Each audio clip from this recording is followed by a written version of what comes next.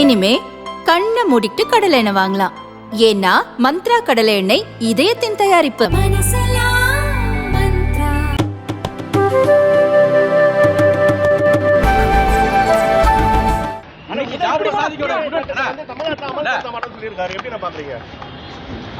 முதலமைச்சர் சரித்திர புத்தகத்தை சரியாக படிக்கணும்னு பார்க்குறேன். வேற எங்கண்ணா இன்னைக்கு ஜாஃபர் சாதிக்கு அவர் குடோனில் சோதனைகள்லாம் பண்ணியிருக்காங்க. சென்னையில் இல்லைன்னு ஏற்கனவே சொல்லியிருந்த நிலையில் சென்னையில் இருக்க குடோன்லேயே சோதனை நடந்திருக்குது. எப்படி பார்க்குறீங்க? முதலமைச்சர் அவர்கள் என் பேரில் ஒரு defamation suit, criminal defamation suit போட்டிருக்காங்க இன்றைக்கி.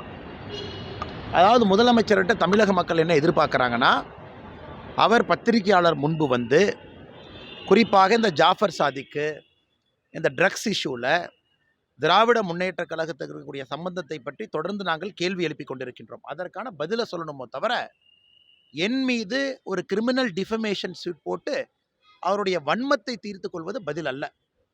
இன்னைக்கு பிப்ரவரி 15ஆம் தேதி அன்னையிலிருந்து இன்னைக்கு வரைக்கும் நம்முடைய மக்கள் எதிர்பார்க்கறது எல்லாம் வெளியே வந்து பதில் சொல்லுங்க.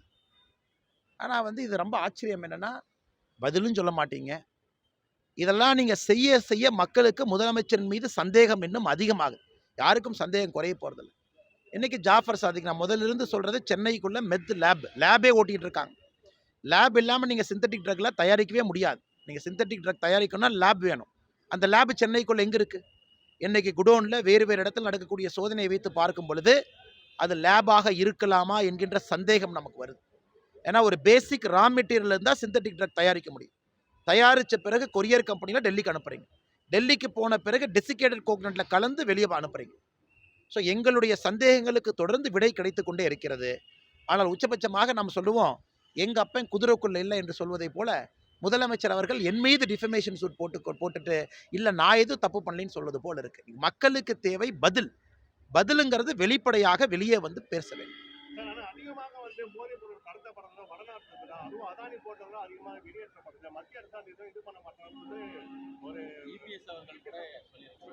முன்னாள் முதலமைச்சர் எதுவுமே புரியாம பேசுறாங்க அப்படிங்கிறது ஆச்சரியம் மட்டுமல்ல, வருத்தம் மட்டுமல்ல, நகைச்சுவை. ஒரு பார்டர் ஸ்டேட்டில் அவங்க ட்ரக்ஸை பிடிச்சா அது சாதனை. ஒரு பார்டர் ஸ்டேட்டுக்குள்ளே தான் ட்ரக்ஸ் உள்ளே வரும். குறிப்பாக முந்திரா, குறிப்பாக இந்தியாவுடைய பார்டர் ஸ்டேட்டு தான் ட்ரக் உள்ளே வரக்கூடிய ஏரியாவே. அதனால தான் 2வது பிப்ரவரி மாதம் கடைசி வாரத்தில் பார்த்தீங்கன்னா, போர்பந்தர்லேருந்து 60 கிலோமீட்டர் தூரத்தில் ஒரு படகு பிடிச்சாங்க. ஏன்? அந்த படகு ஈரான் சப்பர் போர்ட்லேருந்து வரக்கூடிய படகு. அதில் வரக்கூடிய சரக்கு எங்கே போகணும்? சென்னைக்கு. சென்னையிலிருந்து ஒரு போய் வாங்கணும்.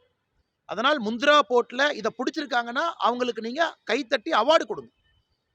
ஒரு பார்டர் ஸ்டேட்டில் ஒரு ட்ரக்ஸை கண்ட்ரோல் பண்ணுறாங்கன்னா அவங்களுடைய எஃபிஷியன்சி எந்த அளவுக்கு பிடிக்கிறாங்கிறது பொறுத்து தான். இன்றைக்கி அந்த முன்னாள் முதலமைச்சர் புரிந்து கொள்ள வேண்டும்.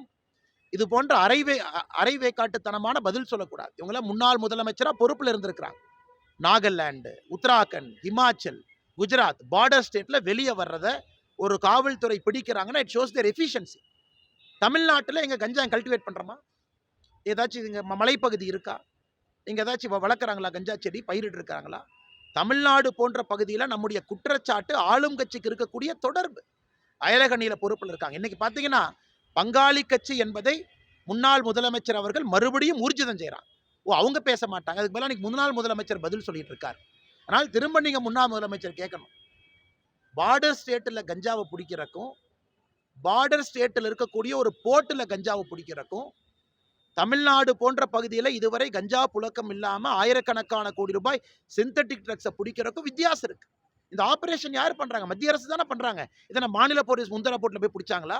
தமிழ்நாட்டினுடைய காவல்துறை முந்திரா போர்ட்டில் போய் செர்ச் வாரண்ட் வாங்கிட்டு போய் பிடிச்சாங்களா? அது பிடிச்சது யார்? எல்லாம் மத்திய அரசு சார்ந்த துறைகள், என்சிபி தானே பிடிக்கிறாங்க. அதனால் முன்னாள் முதலமைச்சர் அவர்கள் யாரை காப்பாற்றுறதுக்கு பிரசிடன்ட் ஸ்டேட்மெண்ட் கொடுத்துட்டு இருக்காரு? நான் பங்காளி கட்சியின் மறுபடியும் ஊர்ஜிதம் செய்கிறாரா?